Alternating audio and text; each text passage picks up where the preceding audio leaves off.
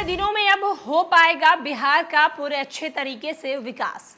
अब आप ये मन में सोच रहे होंगे कि हम ये बातें क्यों कह रहे हैं, क्योंकि इस बार जो मंत्री पद मिले हैं बिहार के 8 सांसदों को, उनमें बेहद ही चौंकाने वाले पद बिहार के तमाम मंत्रियों को मिले हैं। नमस्कार, मैं श्वेता और आप देख रहे हैं न्यूज़ फॉर नेशन। एक तरफ जहां बिहार के 8 सांसदों ने मंत्री पद की शपथ ली और अब मंत्री पद की शपथ लेने के बाद उन 8 सांसदों को विभाग भी बांट दिया गया है। हम पहले उनके विभागों के बारे में चर्चा करेंगे, लेकिन सबसे बड़ा सवाल ये है कि 2024 लोकसभा चुनाव के जो परिणाम आए हैं वो परिणाम बेहद ही चौंकाने वाले हैं और बिहार ने कहीं ना कहीं केंद्र में एक अहम भूमिका निभाई है। इसकी वजह से बिहार से 1-2 नहीं बल्कि 8 सांसदों को मंत्री पद के लिए चुना गया। प्रधानमंत्री नरेंद्र मोदी के साथ ये 8 मंत्री ने भी रविवार को शपथ ली, लेकिन अब मंत्री पद की शपथ लेने के बाद इन्हें विभाग भी जारी कर दिया गया है। कौन से मंत्री किस विभाग के मंत्री होंगे, इसको लेकर अब सब कुछ क्लियर कर दिया गया है। केंद्रीय मंत्रिमंडल में शामिल बिहार के 8 सांसदों को कई अहम मंत्रालय की जिम्मेदारी मिली है, जिसकी राज्य की असीम संभावनाएं हैं। खास करके खाद्य प्रसंस्करण, पशुपालन, मत्स्य, डेयरी और सूक्ष्म और छोटे उद्योग का क्षेत्र महत्वपूर्ण है। इनके विकास से राज्य की बड़ी संख्या में प्रत्यक्ष और अप्रत्यक्ष रूप से लोगों को रोजगार मिलेगा। इससे राज्य का विकास और भी ज्यादा तेजी से हो सकेगा। बिहार कृषि संपन्न राज्य पर है। यहाँ के किसानों को कृषि उत्पादों की अच्छी कीमत नहीं मिलनी बड़ी समस्या रही है। इसका सबसे बड़ा कारण ये रहा है कि खाद्य प्रसंस्करण उद्योग में भारी कमी आई है। यहाँ आम, लीची, मक्का, अनानास, आलू की फैक्ट्रियां लगाकर बड़े पैमाने पर रोजगार का सृजन किया जा सकता है। इससे किसानों को अनेक उत्पाद और अच्छे दाम भी मिलेंगे। वहीं दूसरी ओर खाद्य और उद्योग मंत्रालय की जिम्मेदारी हाजीपुर सांसद चिराग पासवान को मिलने से बिहार की उम्मीदें बढ़ गई हैं। मुंगेर से सांसद ललन सिंह को पंचायती राज तथा मत्स्य, पशुपालन और डेयरी मंत्रालय की जिम्मेदारी मिली है। मत्स्य एवं डेयरी क्षेत्र ऐसा है जिससे बिहार का गांव-गांव जुड़ा है।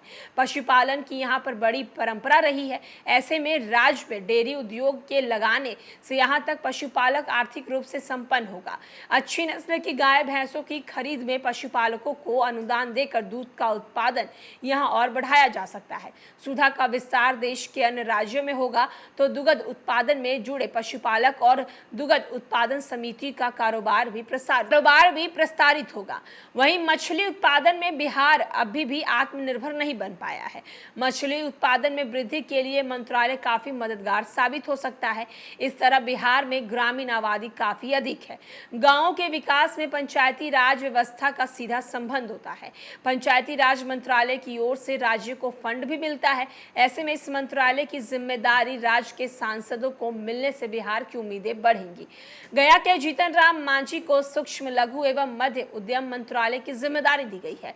बिहार में सूक्ष्म और लघु उद्योग की बड़ी संभावनाएं हैं। संघन आबादी के कारण यहाँ बड़े बड़े उद्योगों की संभावनाएं कम है। ऐसे में सूक्ष्म, लघु और मध्यम उद्यम मंत्रालय का विशेष सहयोग बिहार के लिए आवश्यक है। वहीं दूसरी ओर आपके बताते चले कि बेगूसराय के सांसद गिरिराज सिंह को कपड़ा उद्योग मंत्रालय की जिम्मेदारी मिली है। बिहार अपने रेशम के लिए प्रसिद्ध है। यहाँ रेशम के 3 किस्में उत्पादित होते हैं और बुनी जाती है। उनमें से टसर, एरी और शहतूत रेशम शामिल है। भागलपुर इसके लिए प्रसिद्ध क्षेत्र है। इसी तरह खादी उत्पाद के बिहार काफी संपन्न रहा है। तो आप देख सकते हैं कि केंद्र सरकार की तरफ से बिहार के 8 सांसदों को ऐसे ऐसे मंत्रालय दिए गए हैं जिन मंत्रालयों से बिहार का विकास जो है काफी तेजी से हो सकता है। अगर ये सांसद चाहेंगे तो अपने अपने विभाग के जरिए विकास जो है वो कर सकते हैं। खास करके अगर हम बात करें चिराग पासवान के मंत्रालय की, ललन सिंह की मंत्रालय की, तो ये ऐसे मंत्रालय हैं जो बिहार राज्य, खास करके कृषि राज्य के तौर पर बिहार को देखा जाता है और इनके मंत्रालय जो है वो बिहार के किसानों और खास करके युवाओं के रोजगार के लिए बेहद ही मददगार साबित होंगे। लेकिन देखना होगा इन्हें जो मंत्रालय दिया गया है, इन सारे मंत्रालयों से बिहार का कितना विकास होता है। फिलहाल के लिए इस अपडेट में इतना ही।